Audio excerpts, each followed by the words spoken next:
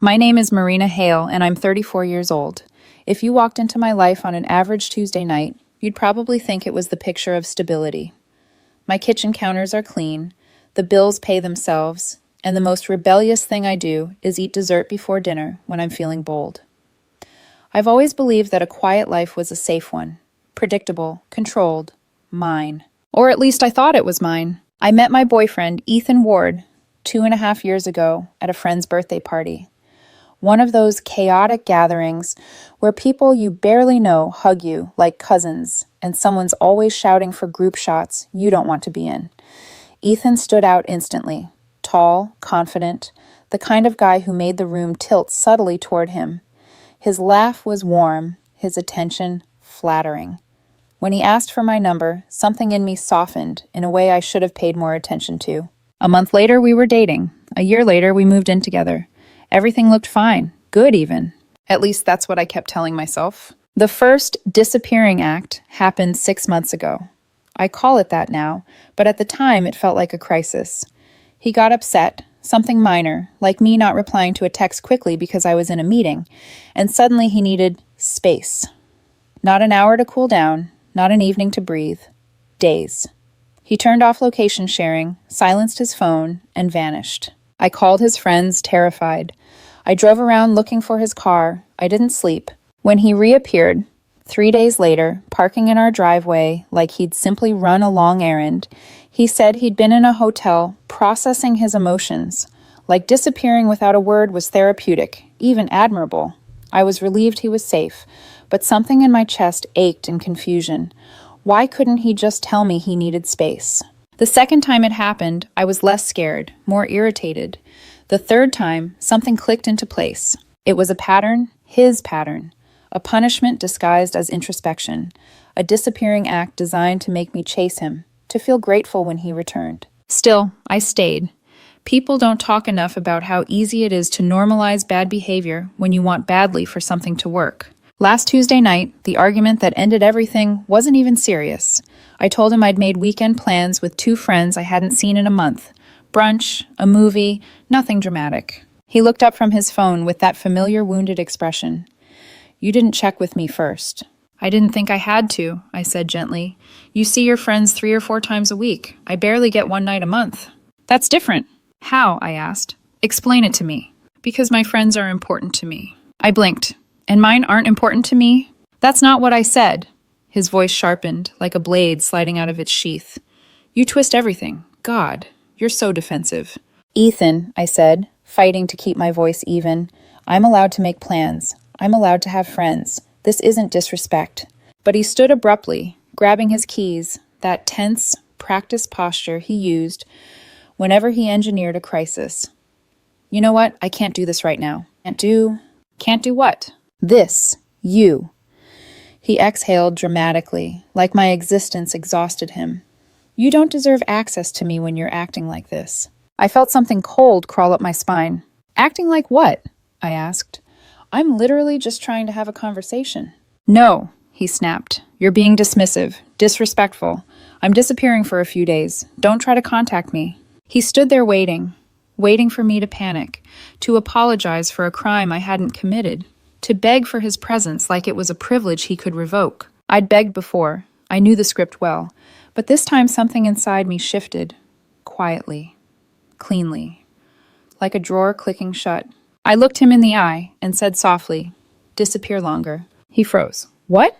You heard me. Take all the time you want.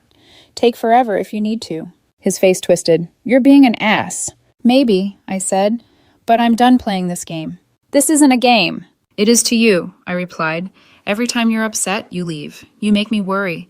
You come back feeling powerful. I'm not doing it anymore. He scoffed. Fine. Don't come crying to me when you realize what you lost. He slammed the door hard enough to rattle the picture frames. The engine of his car roared. Then he was gone, leaving silence thick enough to chew. For 10 minutes, I just sat there, breathing, not crying, not panicking, just still. It felt like the first real breath I'd taken in months. Then I stood up and looked around the apartment, really looked. Everything he used, everything he wore, everything he bragged about had come from me. The watch he showed off to friends, the shoes he said made him look like a CEO. The espresso machine he swore he needed to build a morning routine. The leather jacket he wore on every date night. The bookshelf he never touched but insisted made the place look cultured. The art prints he chose but never paid for. The jewelry he gave his mother for her birthday that I had actually bought. It hit me then. Every gift, every sacrifice, every piece of myself I'd quietly handed over while he held affection just out of reach. I pulled out my phone and ordered a dozen moving boxes. Same-day delivery. If he wanted to disappear, fine. But this time, I wasn't the one left with the emptiness. This time, I would make something disappear. The boxes arrived 3 hours later, stacked like blank decisions outside my door. The delivery guy raised an eyebrow when I signed. Big move? Something like that, I said. When the door closed behind me, the apartment felt smaller, crowded by the weight of everything I'd been pretending not to see. I dragged the first box into the living room and opened the closet. The espresso machine went in first. I'd bought it for his birthday after he spent weeks sending me videos of morning routines and saying he'd be more productive if only he had the right tools. I packed the milk frother, the expensive beans, the scale he never learned to use, took a photo of the machine inside the box before sealing it with tape. Next came the leather jacket, another photo. The designer sneakers, photo. The watch, photo. The cologne he insisted made him smell expensive, photo. Once I started, I couldn't stop. Every item had a story, a tiny cut I hadn't noticed bleeding because it was easier to call it love. The bookshelf I'd assembled by myself while he supervised from the couch. The stack of hardcovers he'd never opened, but liked to have in the background of his selfies. The gaming console he needed for stress relief, even though it mostly relieved him of responsibility. I took pictures of everything. Not out of spite, not because I intended to post them or shove them in his face. I needed a record for myself.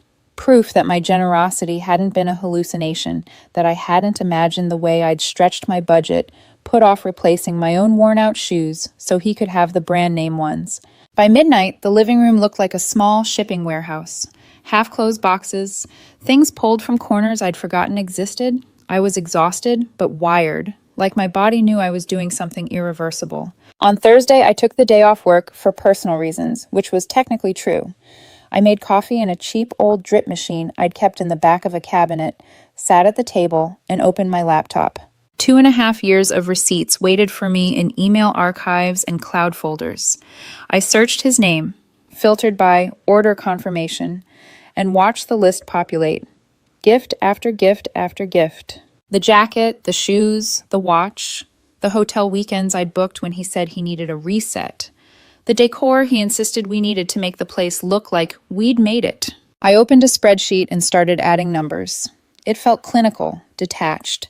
Every line item was a memory I didn't want to relive, so I focused on the math. $198, $76, $429, $1,200, another $80, another $210, another $600.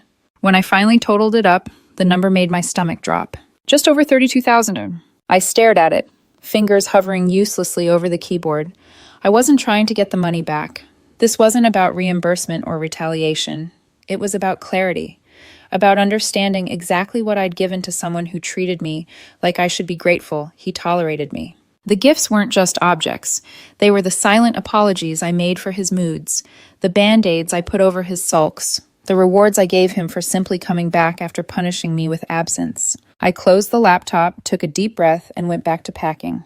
By Thursday evening, I had 12 boxes lined up like soldiers along the living room wall, each one labeled with his name, each one taped shut, photographed, documented. There was a strange satisfaction in seeing everything contained like that, a boundary where there had never been one. Friday morning, I called a shipping company. The woman on the phone was cheerful. 12 boxes? All going to the same address? Yes, I said, his parents' house. I hesitated before giving the address. His mother had always liked me. At least I thought she had. She'd call sometimes and thank me for keeping Ethan grounded, as if I were some emotional support system he'd rented. They scheduled a pickup for late morning. 2 men arrived with a dolly and professional efficiency, moving each box out of the apartment as if they were just weight. To me, they were chapters. Anything fragile? One of them asked. Just my patience, I almost said. Out loud, I answered, a few electronics. I've labeled them. They loaded the boxes into the truck while I watched from the doorway, arms folded, heart pounding, in a rhythm that didn't feel scared or hopeful, just done. When they left, the apartment felt eerily empty. Gaps on shelves, blank spaces on walls, a missing hum where the espresso machine used to sit. It should have felt sad. Instead, it felt like exhaling. My phone had been quiet since he'd stormed out. No calls, no texts. Exactly what he always wanted when he disappeared. Silence that made him the center of gravity. By Friday afternoon, that silence finally broke. My phone lit up with his name. Ethan, did you miss me? The irony made me laugh out loud. A small, disbelieving sound. The old version of me knew how this scene went.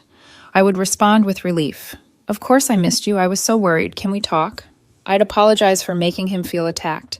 I'd promise to communicate better next time, like I hadn't been trying to communicate at all. But that version of me was packing peanuts at the bottom of a box, buried under the weight of my own realization. Instead, I opened the email from the shipping company. 12 tracking numbers stared back at me. I copied them all, one long string of cold logistics, and pasted them into a new message. Me. These are tracking numbers for 12 boxes heading to your parents' house. Everything I've ever bought for you is in them. You said I don't deserve access to you. You're right. I'm withdrawing that access permanently. I hit send, placed the phone face down on the coffee table. My hands were shaking, but not with fear, with adrenaline. The phone buzzed immediately. Once, twice, again. Then it rang. I let it go to voicemail. He called 4 more times over the next 10 minutes, the sound gradually becoming background noise. When the call stopped, the text started. Ethan, what the hell is wrong with you? Ethan, you shipped my stuff to my parents' house? Are you insane? Ethan, we just had a fight. You're overreacting. Ethan, answer me. This is childish. I didn't open them. Just watched the notifications stack up at the top of the screen like a tantrum. Then, another notification slid in from a different sender. Shipping company, package 1 of 12 delivered. Signed for by M. Ward. His mother. Without thinking too hard, I took a screenshot of the delivery confirmation and sent it to him. Me. First box just arrived. 11 more to go. Have a nice life. This time, the call that came wasn't from him. It was from his mother. For a second, I considered letting it ring out, but some old reflex of politeness answered for me. Hello? Marina? Her voice was tight, already frayed. What on earth is going on? Ethan just called me in tears, saying you broke up with him and sent boxes of his things here. I walked slowly toward the now empty stretch of counter where the espresso machine had been. We did break up, and those aren't his things. They're things I bought for him that he won't be needing anymore. This seems very hostile, she said sharply. I don't understand why you're doing this. He said you just had an argument. He needed space to calm down. You know how he is. He processes alone. I leaned against the counter, staring at the blank spot on the wall. I do know how he is. That's exactly the problem. He disappears for days, whenever he doesn't get his way. He turns off his phone, cuts contact, then comes back expecting me to be grateful. That's not processing. That's punishment. She went quiet for a moment. When she spoke again, there was a tremor in her voice. He's sensitive. He feels things deeply. He told me you can be intense, that you push him. Did he tell you how many times he's done this? I asked. 6 times in the last 6 months. 6 vanishings. 6 crises he created. 6 times I was supposed to beg. Silence again. Longer, heavier. I could almost hear her trying to rearrange the narrative in her head. He loves you, she said finally, but it sounded more like a wish than a statement. He told me that. He just doesn't always know how to show it. He knows how to show control, I replied. Look, I'm not asking you to take sides. I just need you to accept the boxes, that's all. She sighed. I'll keep them here, but I think you're making a mistake. I think I've been living in one, I said quietly. This is me correcting it. I ended the call before she could answer, then added her number to a mental list I hadn't yet written down, but knew I would. People I no longer owed explanations to. My phone buzzed again. Another text from Ethan sliding across the top of the screen before disappearing into unread limbo. I didn't open it. Instead, I looked around the hollowed-out apartment. For the first time since moving in, I wasn't seeing our life. I was seeing mine, and I realized I'd just taken the first real step toward living it. Saturday morning, I woke up to the familiar vibration of my phone, except instead of an alarm, it was 37 unread messages and 12 missed calls, all from Ethan.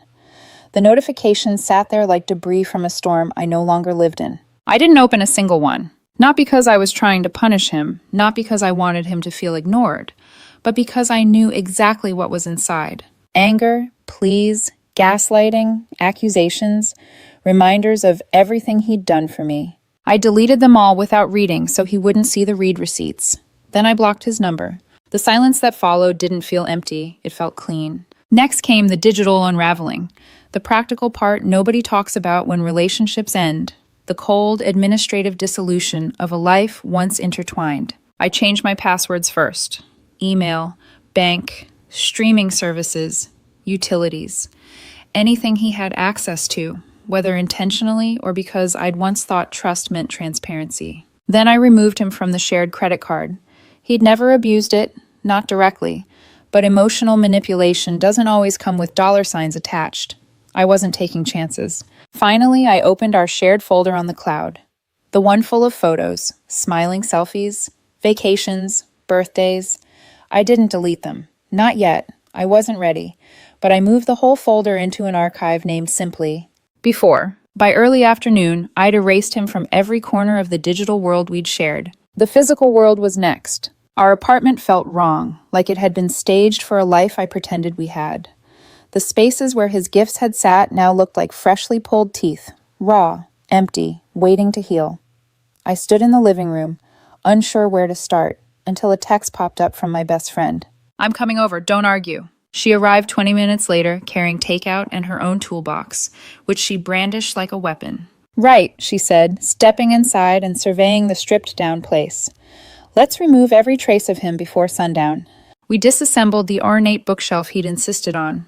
Too big, too heavy, too much. I replaced it with a simple one I chose myself. Pale wood, clean lines, light, airy. The opposite of his taste. She helped me move the couch to the other wall, shift the rug, place plants in corners he'd claimed made the room feel cluttered. For once, the apartment slowly began to look like it belonged to me. "How are you feeling?" she asked while tightening a screw. I thought about it. "Honestly, free." She nodded. "Yeah, that tracks." I sat on the floor, legs crossed, feeling the cavernous relief of a space finally expanding around me instead of closing in. "I didn't realize how much energy I was using just anticipating him," I said. "Managing his emotion swings, second-guessing every word." "You were basically doing unpaid emotional labor for a grown man," she said bluntly. I huffed a tired laugh. That's one way to put it. By evening, we'd reassembled the living room, ordered pizza, and collapsed on opposite ends of the couch. My couch now, not the one he used to judge as not stylish enough. For the first time, the place felt mine. Then my email dinged. "Ethan. Subject. We need to talk." I didn't open it. Just pressed delete. It felt like dropping a pebble down a deep well and hearing no echo. Sunday morning, his best friend called me. I stared at the screen for 3 rings before answering. "Hey," she said. "So, he's really upset." "I'm sure he is." "That's all you have to say?" she snapped. "What would you like me to say?" I replied calmly. "He told me I didn't deserve access to him, so I removed it." "You took it too literally. He didn't mean it that way." 6 times, I said. "He didn't mean it that way 6 times. At what point am I supposed to believe him?" She sputtered. "He loves you." I exhaled softly. "He loves having someone he can control. That's not the same thing." There was a long pause, too long, and when she finally spoke, her voice had lost its edge. I don't know what to say to that." "You don't have to say anything," I said. "Just let him pick up the rest of his things from the building manager. I won't be here." She hesitated. "So that's really it?" "That's really it." When the call ended, I boxed his remaining personal items. Things he bought himself, not things I paid for. 3 boxes total. I labeled them with his name and walked them down to the building manager's office. He picked them up Monday afternoon while I was at work. When I got the text confirming the pickup, I felt a strange, quiet satisfaction. Not triumph, not revenge, just peace. That night, another email arrived. This one with the subject line, "This is cruel." I shouldn't have read it. I know that. But some part of me needed to see what story he was telling now. Inside was a sprawling message filled with familiar phrases. "After everything I've done for you. You're overreacting. You're throwing away our relationship. This isn't love. You're heartless." At the bottom, he wrote, "I hope you regret this." I read it twice. Not because it hurt, but because I was marveling at how little it affected me. Then I typed back, "You're right. This isn't love. Love doesn't manipulate. Love doesn't vanish as punishment.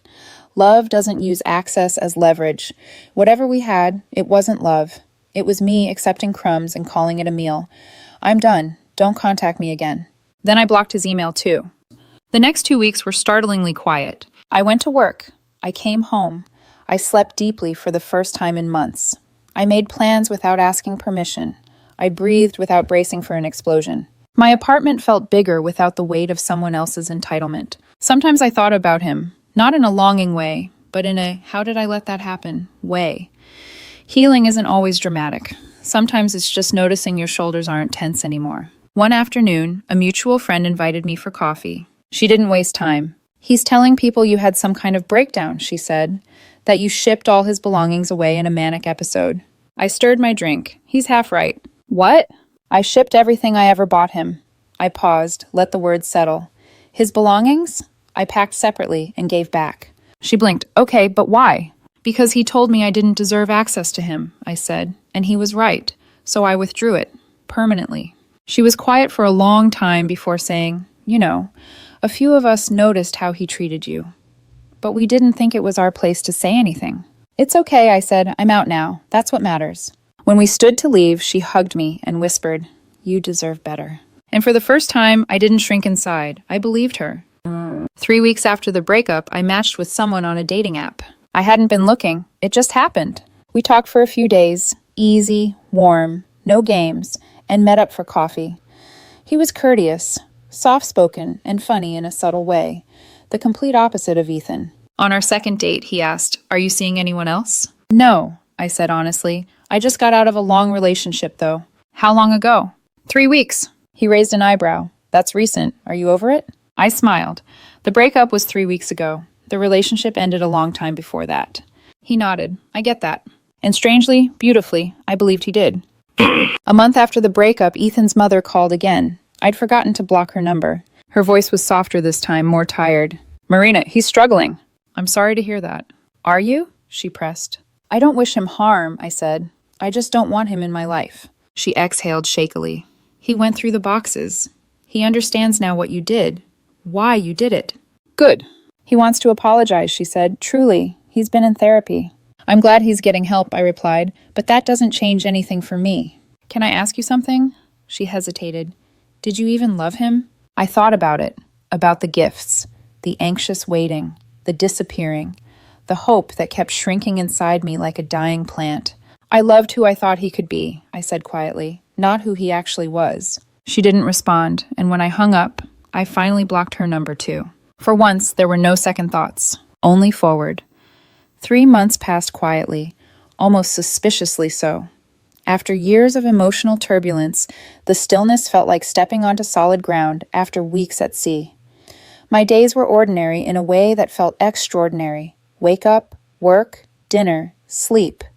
No sudden mood swings, no walking on eggshells, no disappearing acts. Just life, my life. The man I'd been casually dating, Luke Carter, and I decided to be exclusive. It wasn't dramatic or official or marked by any grand gesture. We were sitting on a cafe patio one evening, sharing a slice of lemon cake, when he said, I don't really want to date anyone else. Do you? I looked at him, at the ease in his posture, the softness in his eyes, the lack of expectation or pressure. No, I said, I don't. He smiled, and that was it.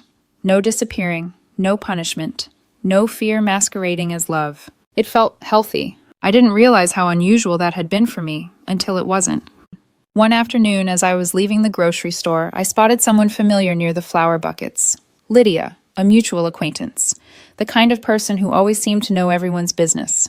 Oh, Marina, she said, waving me over. I've been meaning to talk to you. I braced internally. Conversations that start like that never lead somewhere fun. It's about Ethan, she said. I know, you're done with him. I'm not trying to drag you back in. But I thought you should know what he's been saying. I sighed. Let me guess. I'm unstable, dramatic, had a breakdown? She blinked. Okay, so you did hear. I gave a small shrug. People rewrite things when they're hurting. Yeah, but... She hesitated. There's something else. The tightness in her voice made me look up. He's been telling people you controlled him, she said quietly.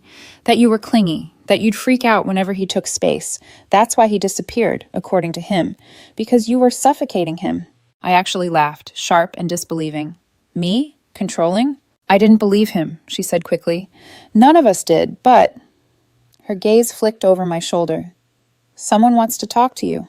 I turned. A woman was standing a few feet away, hesitant but determined. Tall, brunette, maybe early 30s. Her expression was too heavy to be casual. Lydia lowered her voice. That's Emily Rowan. The name hit me like a cold draft. Ethan's ex-girlfriend. The one he always described as toxic, unstable, emotionally demanding. The woman he claimed made him afraid of closeness. The villain in every story he told me. Emily walked toward me with the careful steps of someone who wasn't sure if she was approaching a friend or a fire. Can we talk? She asked softly, just for a moment. I nodded. She took a breath, long, steadying, as though she'd practiced this.